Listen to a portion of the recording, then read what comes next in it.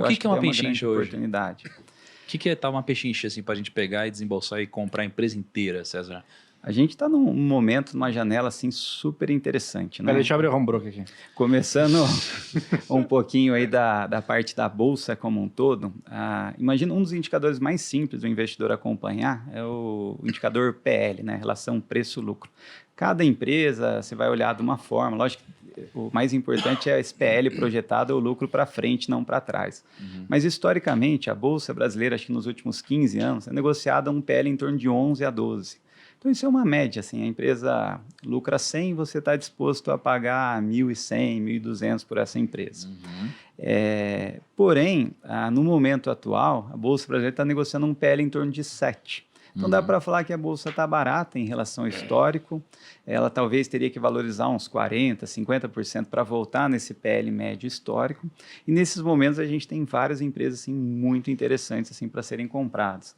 Sendo bem sincero, eu tento fugir um pouquinho daquilo de comprar uma única empresa, porque eu acho que eu não tenho aquela bola de cristal, a capacidade de acertar exatamente qual a empresa. E até sendo coerente com a nossa filosofia, né, que está no fundo lá dentro da Arca, a gente tenta ter um portfólio equilibrado. Assim. Então, hoje a gente tem mais ou menos umas 15, 20 empresas dentro do fundo, de uns 8 setores diferentes. A gente gosta de se sentir como... A gente nem gosta de falar que a gente toca um fundo de ações. Igual vocês na Arca, a gente toca uma holding de participações. Então, eu sou sócio de empresas de utilities, sou sócio de banco, sou banqueira, na verdade. Temos empresas do agronegócio, temos algumas indústrias. Então, é o jeito que a gente coloca é diferente. E dentro de cada um desses setores, a gente vai tentar achar a melhor alternativa, uma das melhores alternativas. De forma que o nosso portfólio, o nosso fundo, ao longo do tempo, tem um resultado muito bom. Aí a gente pode falar de alguma construtora, empresa de autopeças, um banco, empresa de tecnologia. Então, assim, pra gente saber onde está o nosso dinheiro, porque o nosso dinheiro está na Arca aqui. O meu tá, do Kaique tá, do Lucão tá, do Vitão também. Isso aí. E acho que o seu também, né? Também. Então, assim, cara, qual é a nossa maior aposta hoje, César?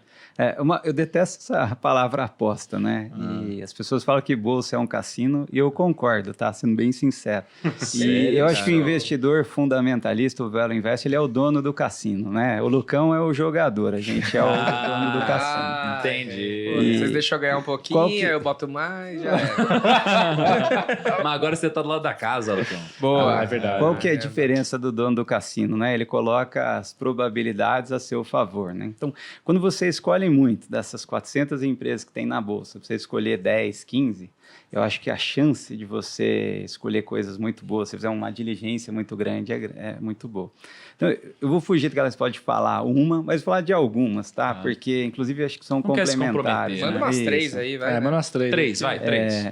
Um ano e meio atrás, estava tendo uma entrevista e saiu, acho que no Valor Pro, se não me engano, o Pipeline lá, eu falei lá, o bagre ensaboado de Londrina que aposta nos bancões, né?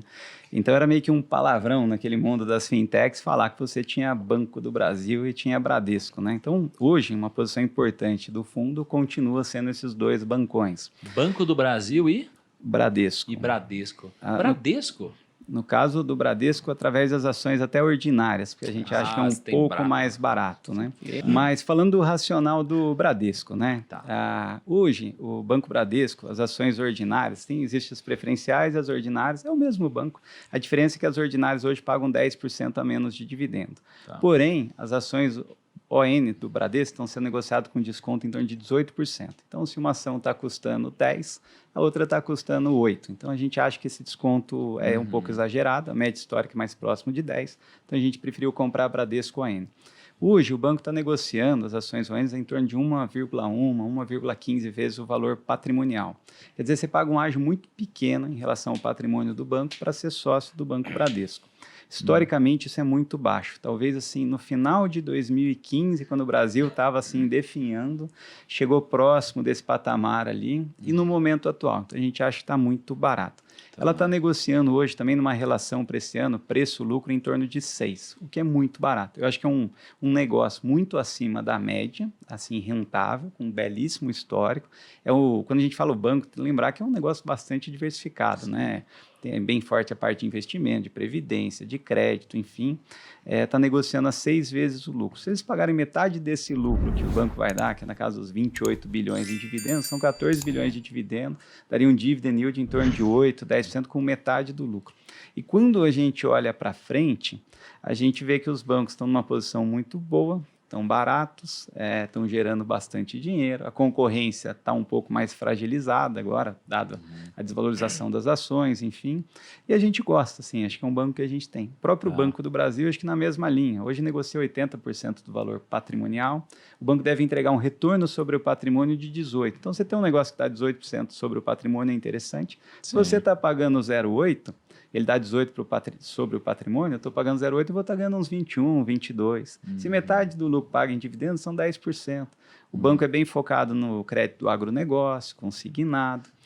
O Itaú, por exemplo, para vocês terem uma referência, hoje negocia 1,8 vezes o valor patrimonial, enquanto o Banco do Brasil negocia 0,8. Quase que a metade assim, do múltiplo, e os dois estão entregando um retorno sobre o patrimônio da ordem de 18%. São muito próximos o lucro dos dois bancos hoje, e um você está pagando muito mais barato. Apesar de ter valorizado bastante no ano, acho que o Banco do Brasil está subindo uns 50%, a gente ainda acredita que é um bom negócio. Caramba. Ou seja, como analisar um banco? Porque um banco ele tem algumas peculiaridades, né? Ele não tem EBITDA, né? Assim, é um pouco diferente a lógica do passivo e ativo, né? Como que eu devo analisar um banco de uma forma geral, hein?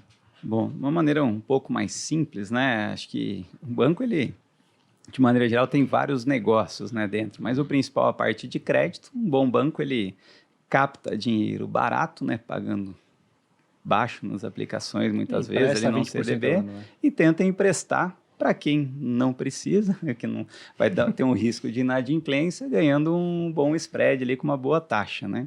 Para ele rentabilizar o capital de maneira adequada, né? Então, você olha muito quando você está olhando os bancos, né? Você vai olhar para a evolução ali que tem das receitas, das várias linhas de negócio que eles têm, mas no final o que interessa para a gente é quanto que sobrou de lucro, né? Quando um banco tem uma carteira de crédito também no mercado, você vai tentar avaliar onde que ele emprestou esse dinheiro, quais são as garantias, qual que é a inadimplência histórica, qual que é o spread que ele está ganhando, para ver se o banco está fazendo bons negócios ou não, né? Enfim, é um pouco diferente para analisar no dia a dia. Você olha muito para o retorno sobre o patrimônio também, o banco tem um patrimônio, você quer um banco rentável, que tem um retorno de acima de 15%, 18%, 20%. Né? Enfim, mas é um bicho diferente. Inclusive, uma das coisas quando a gente vai avaliar uma empresa, eu brinco assim, acho que o próprio Charlie Munger fala, você não pode ser uma pessoa meio limitada que tem só uma ferramenta, né? Então ele fala, se você está vendo algumas coisas que você tem que analisar ou resolver algum problema, você só tem um martelo na mão, né? Você não vai dar martelada em tudo. Dependendo, você vai usar uma chave Phillips, uma chave de fenda, um alicate, enfim. Então, eu acho que, dependendo da empresa que você vai olhar para algumas métricas diferentes. Então, o banco eu vou olhar muito para o retorno sobre o patrimônio, para a inadimplência, qualidade da carteira, para a evolução do lucro. Quando eu vou olhar para uma construtora, eu vou olhar para os projetos. Quando eu vou olhar para uma empresa de propriedades, um shopping, enfim, eu vou olhar para quanto que vale aquelas propriedades. Enfim, a gente vai tentando adaptar nossas ferramentas para avaliar ativos diferentes. Uma empresa de tecnologia, você vai avaliar muito mais a questão das pessoas, da tecnologia, dos diferenciais, do crescimento, do mercado endereçável, enfim. Aí você falou de banco... Desculpa, falei. Eu queria aproveitar esse ponto do banco que você falou sobre questões de receita, né? Que o banco, ele naturalmente capta recursos mais baratos e tenta emprestar de maneira mais cara, para entender de você como que você vê o impacto desse cenário que a gente está tendo agora, né? Por mais que não seja a especialidade da casa, cenário macro, a gente está vendo ali juros no mundo para cima, né? Incluindo o Brasil, com juro muito alto, né? A tendência do juro alto é dar uma desaquecida na economia, né? E tem também um impacto ali na inadimplência, geralmente. Então, o funding do banco, né? A captação do banco fica mais cara, porque geralmente ele procura captar recursos próximos ao CDI um pouco mais baixo, e para emprestar fica um pouco mais complicado, dado que a inadimplência sobe. E aí você até disse, né? Tem que olhar para frente, né? Não para trás do que aconteceu. Como é que você vê o impacto desse momento no setor bancário? Até se o Kaique, às vezes, quiser responder antes do César, acho que... Você quer responder, Kaique? Não, eu falei disso hoje de manhã e eu não quero ser repetitivo. Num seminário só para CFOs e CEOs, né? Na CBN, né? Falei hoje na CBN. Eu tava na CNN hoje, então não vou me repetir. Tá bom. Caramba, velho. Tá bom. Quando a gente vai estudar um banco, né? Acho que no Brasil tem uma vantagem competitiva, acaba sendo um pouco ruim para os clientes essa concentração, mas é muito bom para os bancos. Então é quase que um oligopólio. Se você olhar historicamente, né, esses bancos aí que estão vivos aí, Itaú, Bradesco, Santander, Banco do Brasil, já passaram por tudo e mais um pouco e continuam firme e forte ganhando dinheiro. Acho que nos últimos 8 ciclos de aumento de juros, se eu não me engano, os bancos desempenharam bem em 7 deles, né? Então, a gente vê que eles conseguem se adaptar muito rápido. Subiu o custo de captação, eles também estão emprestando mais caro, né? E o spread acaba ficando constante. Acho que em momentos mais difíceis da economia, talvez mais empresas estão recorrendo também a precisar de dinheiro. E o banco acho que tem um poder de barganha de escolher melhor também, né? Então a gente não vê com grandes preocupações, especialmente aqui no Brasil, porque a gente vê que o juro já subiu o que tinha que subir, que acho que é um momento bom, inclusive para as ações. Historicamente, quando o juro está lá em cima e começa a cair a sinalização, a queda é um bom momento para a bolsa, historicamente foi. E os bancos, assim, acho que nesses momentos também acabam sendo estando num momento muito interessante, né? Se eu tivesse nos Estados Unidos, por exemplo, na Europa, eu estaria um pouco mais preocupado, porque a gente ainda não viu o juros subir tudo o que tem para subir, não viu a inflação chegar assim num ponto assim que está sob controle, né? Então acho que no Brasil acho que esse desenho está um pouco melhor. E os bancos brasileiros são historicamente assim pouco alavancados, tem um índice de Basileia alto, que é uma referência assim do conservadorismo deles. Então a gente tá super tranquilo e principalmente o preço está muito barato, então nos dá muito conforto, mesmo que tiver um resultado ou outro ruim. Só para lembrar, a gente passou por uma pandemia, né, que acho que na nossa geração foi a pior crise que a gente teve, e os bancos perderam menos do que um trimestre de lucro assim em 2020 assim de resultado, né? Então foi um impacto muito pequeno, apesar do impacto gigantesco aí na economia e na vida de todos nós, né?